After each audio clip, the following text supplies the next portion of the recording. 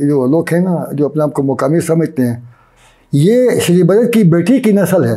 ادبی لحاظ سے اگر کوئی بندہ کام کرتا ہے تو اس کو اتنا ڈسکریج کرتے ہیں ہم لوگ، اس کو اتنا ڈسکریج کرتے ہیں کہ وہ بیچارہ حق کا باقی رہتا ہے. ہمارے یہاں ادب جو ہے نا اس کو ابھی تک ہم نے ادبی نہیں بنایا. حسن صاحب اپنے جیب سے وہ اپنے کاغذ نکالتا تھا اور راج رحمت استاد کو دیتا تھا کہ استاد اصلاح کرنا.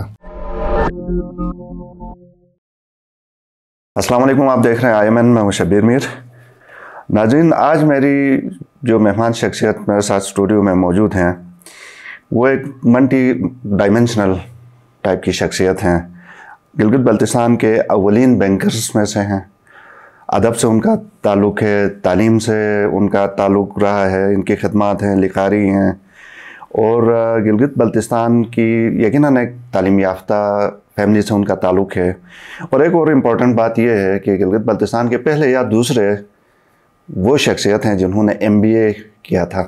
تو آج سے کچھ عرصے پہلے تک کا کوئی رفلی ہم لے لیں 20-25 سال پہلے، تو اس وقت کم رجحان تھا. تو یہ ان شخصیات میں سے ہیں جنہوں نے شروع میں MBA کیا تھا. ایک ویژن تھا، آخر کیا تھا اس حوالے سے بھی بات کریں گے. ہدایت اللہ اختر جانی پہچانی شخصیت ہیں چونکہ آج کل سوشل میڈیا ہے. ہدایت صاحب بہت شکریہ آپ کے وقت کا، آج ہمیں اسپیشل ہماری دعوت پہ تشریف لائے. تھوڑا سا شروع کرتے ہیں اس سائٹ سے کہ آپ پہلے نہیں تو دوسرے تو MBA ہولڈر، ڈگری ہولڈر ہیں. تو یہ آئیڈیا آپ کو آیا کیسے تھا کہ آپ ایک MBA کریں؟ اس ٹائم پہ تو BA FA زیادہ سے زیادہ MA کر کے فارغ ہو جاتے تھے. یہ اسپیسیفک MBA، اس حوالے سے تھوڑا سا بتائیے. شبیر بھائی، آپ کا بہت بہت شکریہ. میں آپ کا مشکور ہوں کہ آپ نے ہمیں یہاں انوائٹ کیا، ہمیں اپنے خیالات کا اظہار کرنے کا موقع فراہم کیا. آپ کی ٹیم کا بھی بہت مشکور ہوں. جہاں تک آپ کے سوال کا تعلق ہے کہ آپ کو آئیڈیا کیسے آیا، MBA کرنے کا جو آئیڈیا تھا وہ میرے ڈاکٹر بھائی ڈاکٹر شرلا جو اس وقت کراچی میں پریکٹس کرتے ہیں تو ان کا تھا.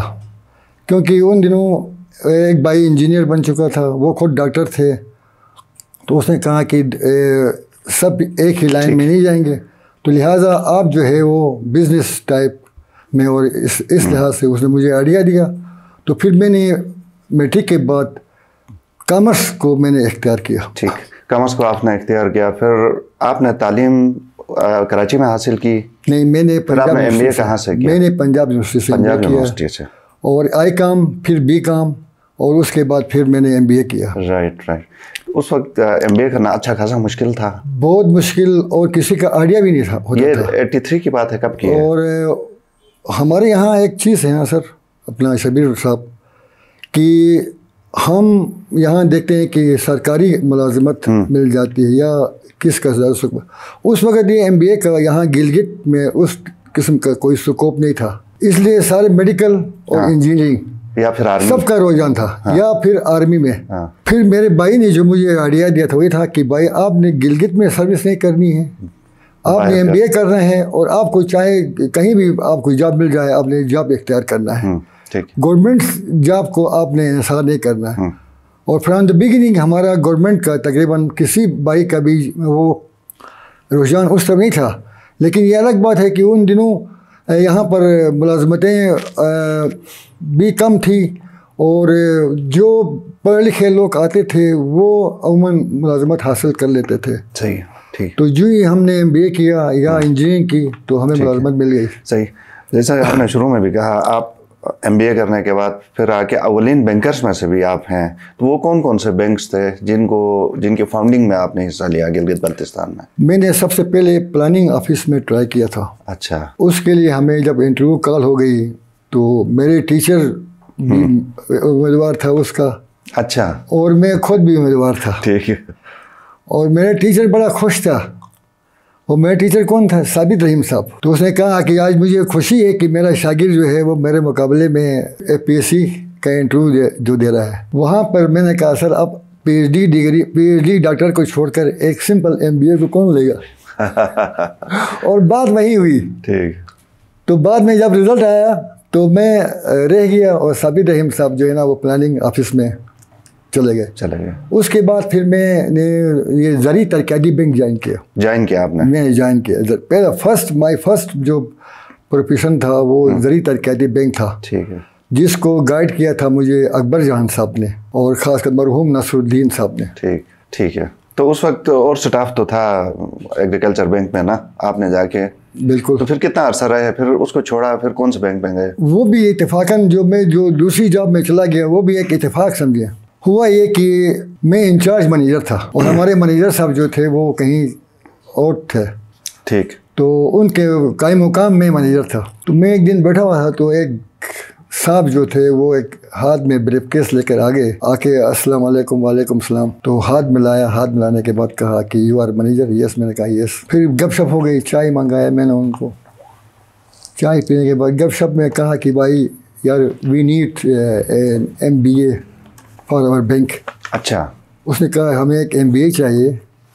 ٹھیک. تو اپنے بینک کے لیے. تو میں نے کہا کون سا بینک ہے آپ کا؟ میں نے کہا انڈسٹریل بینک. نصر الدین میرے ساتھ تھے، پتہ کون ایک ساتھ بیٹھے ہوئے تھے. اس نے کہا یار یہ آپ کے سامنے MBA ہے. تو اس نے مجھے کہا کہ بھائی آپ ہمارے ساتھ آئیں گے؟ تو میں نے کہا کیا پیکیج ہوگا آپ کا؟ تو اس نے کہا کہ ہمارے MD صاحب آئے ہیں، سرینا لاج میں ٹھہرے ہیں، تو آپ کو میں دعوت دیتا ہوں 4 بجے آپ آ جائیں وہاں پر، تو آپ کا انٹرویو ہوگا.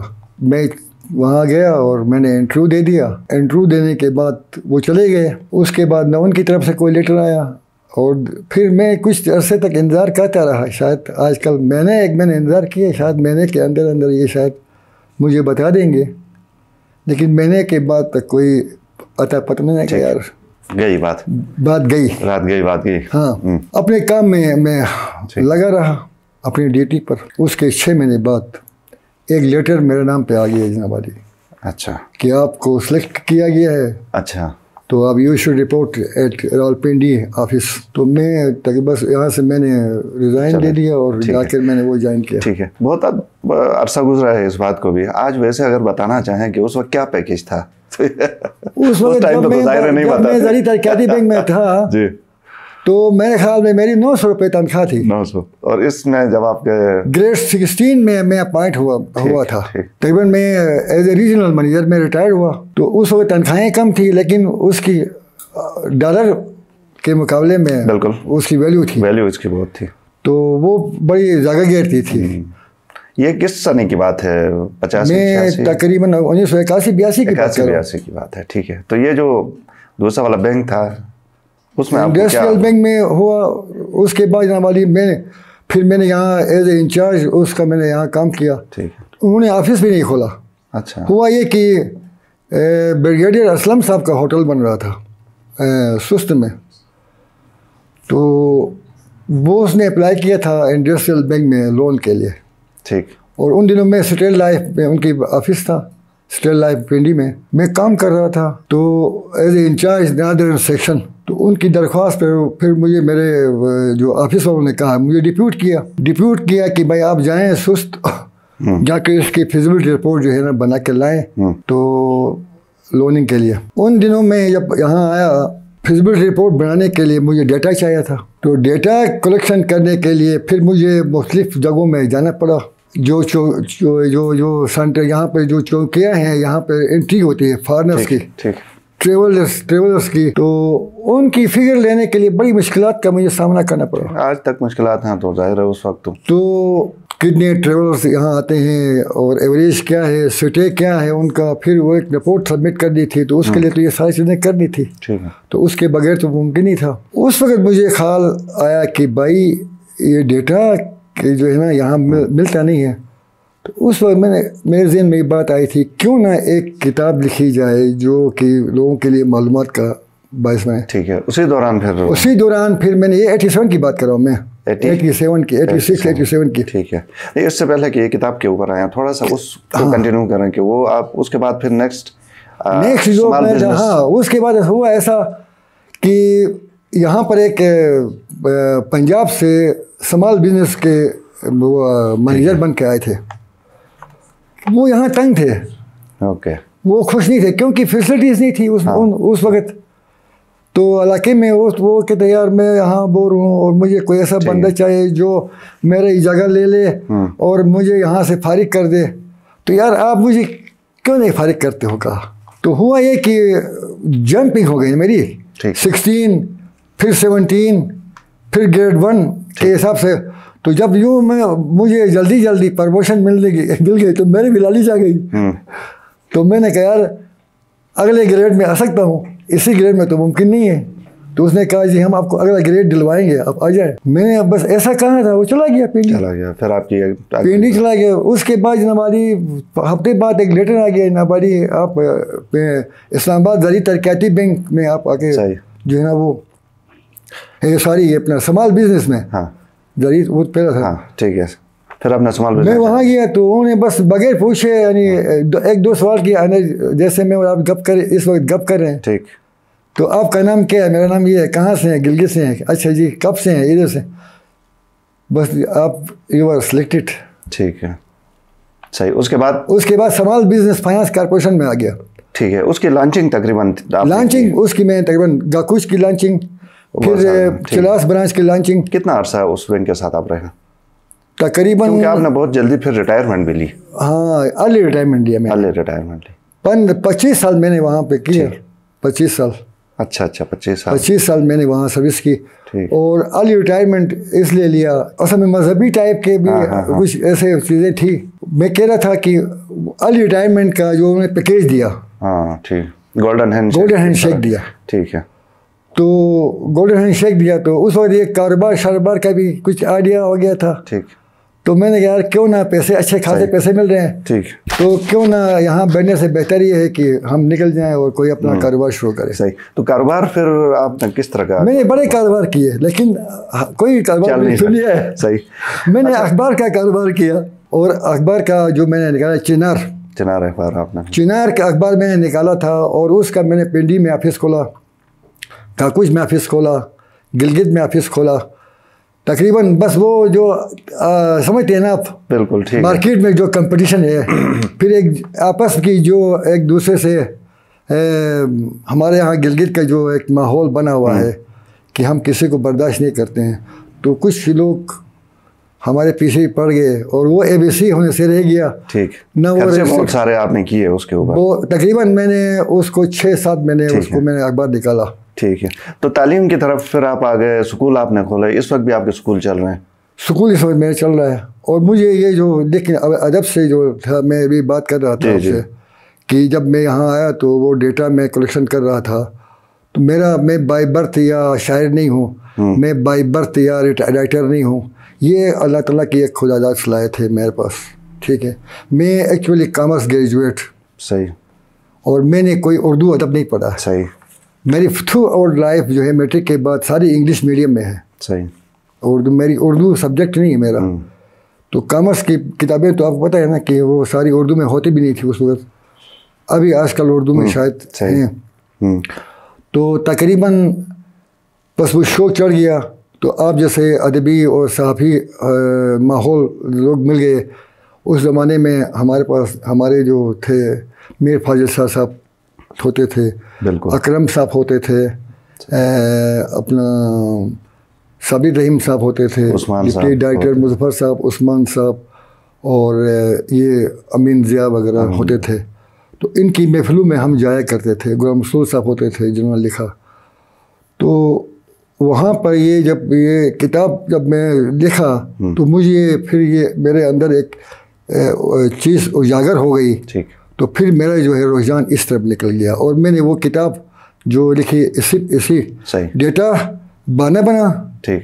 اور یہ ادبی لوگ جو ہے میرے ساتھ مل گئے جنہوں نے مجھے یہاں کچھ اٹھنا بیٹھنا اور لکھنا پڑھنا میں نے سیکھا. صحیح. پھر اس لکھنے پڑھنے سے ایک بار کی آپ نے بات کی تو پھر کچھ تلخ یادیں بھی تو ضرور اس کے ساتھ اٹیچ ہوں گی آج بھی؟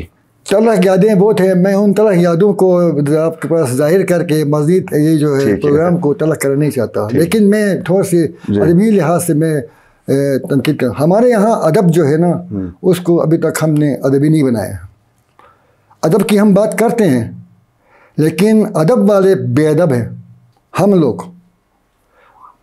جس طرح دوسرے پیشوں میں وہ کہتے ہیں نا جیل سے حسد, اس طرح ادب میرے خیال میں ادب میں سب سے زیادہ ہے. یہ جو ماحول ہم نے کریٹ کیا ہوا ہے نا، یہ جو آپ کا جو گلگت بلتستان کا جو ماحول ہے، یہ ان پڑھوں کی وجہ نہیں ہے. یہ ہم پڑھ لکھے لوگوں جو پڑھ لکھے ڈگری ہولڈروں کی بات ہے، میں بات کر رہا ہوں، جو اپنے آپ کو ادبی شخصیات کہتے ہیں. یہ ان کا کرتا درتا پورا یہ ہے. کیوں؟ اس لیے کہ بھائی اب کیوں میں بہت ساری چیزیں آتی ہیں، ٹھیک ہے، تو میں ان کو پھر پورے کو نہیں لاتا ہوں. لیکن یہ کہ ہم نے ادب نہ ادب خود شناس ہو گئے، نہ کسی کو ادب سے شناسائی دلائی. ادبی لحاظ سے اگر کوئی بندہ کام کرتا ہے تو اس کو اتنا ڈسکریج کرتے ہیں ہم لوگ، اس کو اتنا ڈسکریج کرتے ہیں کہ وہ بیچارہ حق کا باقی رہتا ہے. صحیح. یہاں اصلاح کا پہلو نہیں ہے. یہاں آپ کوئی چیز لکھ کے لے جائیں گے، اگلا بندہ پڑھ کر اس پہ 10,000 کیڑے نکالے گا. میں شاعری کرتا تھا، بالکل، میں نے اصلاح لینا شروع کر دیا. ہمارے اپنے شاعر دو حضرات شاعر تھے، اس کو انہوں نے کوئی اور رنگ دے دیا لوگوں نے. اگر اصلاح کے بغیر کوئی چیز ہوتی ہے، اصلاح. ہمارے راج رحمت استاد مرحوم میں بات کرتا ہوں، حسن شاط میرا ٹیچر ہے، وہ اپنی شاعری لکھتا تھا، اور وہاں تاج کتاب گھر ہوتا تھا ایک یہاں پہ کشمیر بازار میں، آپ کو شاید یاد ہو. وہ مجھے لے کے جاتا تھا وہاں پر، میں اور حسن صاحب وہاں جاتے تھے. حسن صاحب اپنے جیب سے وہ اپنے کاغذ نکالتا تھا اور راج رحمت استاد کو دیتا تھا کہ استاد اصلاح کرنا. ٹھیک ہے. تو ہمارے جو آج کل کے جو شاعر بڑے اپنے آپ کو شاعر اور ادب کے دانشور کہلاتے ہیں، ان کے اندر اصلاح کرنے کا پہلو نہیں ہے. یہ اصلاح نہیں کرتے ہیں. ٹھیک ہے. یہ ڈسکس کرتے ہیں. بس اتنا کہنا چاہتا ہوں میں، اور کچھ نہیں کہنا چاہتا. صحیح. سوشل میڈیا میں آپ ایک جانی پہچانی شخصیت ہیں. گلگت بلتستان کے آئینی حقوق اور آئینی حیثیت کے بارے میں بہت کچھ لکھتے ہیں آپ، اور پھر آپ کا جو اینگل ہوتا ہے بعض اوقات اس پہ بہت زیادہ لوگ تنقید بھی کرتے ہیں، کمنٹس بہت آتے ہیں. بالکل. تو آپ کے خیال میں یہ گلگت بلتستان کا حیثیت، آئینی حیثیت یا سٹیٹس کیا ہے؟ اب اس میں تو ڈیٹیلز میں تو ہم نہیں جا سکتے، مختصر سے میں بتا رہا ہوں. ہمارے لوگ کے اپنے علاقے کی ہسٹری سے واقف نہیں، اور نہ یہ کشمیر کی ہسٹری سے واقف ہے. میں سب کی بات نہیں کر رہا ہوں، عام آدمی کی بات کر رہا ہوں. اور جو لوگ سمجھانا چاہتے ہیں یہ ان کو سمجھنا نہیں چاہتے ہیں. یہ کہتے ہیں یہ ہماری الگ پہچان ہے. ہماری پہچان بالکل بے شک ہے. ہم نے کبھی نہیں کہا کہ بھائی ہماری پہچان نہیں ہے. ہماری پہچان کس حوالے سے ہے وہ میں بتاؤں گا. اب یہ ہماری پہچان کی اگر میں بات کروں اور ہسٹری کو کھنگالتے جائیں گے تو اشوکا تو کل کی بات ہے. اشوکا دور تو کل کی بات ہے، جو 232 اور 242 عیسوی کا. تو اس سے پہلے آپ جائیں زرتشت، جو مظاہر قدرت پہ کا مذہب تھا، مظاہر قدرت پہ وہ تھے. مظاہر قدرت سے آگے جائیں گے تو آپ کا جو ہے عبرانی دور آتا ہے. عبرانی جو وہاں سے ہماری ہسٹری تو وہاں سے ہے، اس میں کوئی شک نہیں ہے. لیکن ایسی اندھیروں میں ڈوبی ہوئی ہے کہ 5ویں اور 6ٹھی عیسوی صدی کی بات جب ہم کرتے ہیں تو وہ بھی ہم کھنگال نہیں سکتے. تو پہچان ہماری یہ تھی کہ ہر علاقے کا ایک راجہ تھا، جیسے پنیال، گپس، یاسین، اشکومن، ہنزا، نگر، گلگت، استور، سکردو، چلاس دور اس میں نہیں تھا. چلاس بعد میں، وہ قبائلی علاقے جات تھے. تو ہسٹری پہچان اس میں کوئی شک نہیں ہے. لیکن بالکل اکائی کی شکل میں یہ علاقے کبھی ایک نہیں رہے. گلگت بلتستان اکائی کی شکل میں رہے نہیں ہے. دردستان نام بھی ہے، بلور بھی نام ہے اس کا. دردستان نام دردک لوگوں کے حوالے سے ہے. یہ دریا آموس افغانستان سے لے کر آپ کا چترال پٹی، کوئی ہندو کش، اور یہ باقی جتنے آپ کے انڈس کوہستان وغیرہ اور روندو تک آگے، بلکہ آگے بلتستان تک بھی کچھ علاقے بعد میں آئے تھے. تو ان حوالے سے یہ محققین نے اس کو دردک نسل.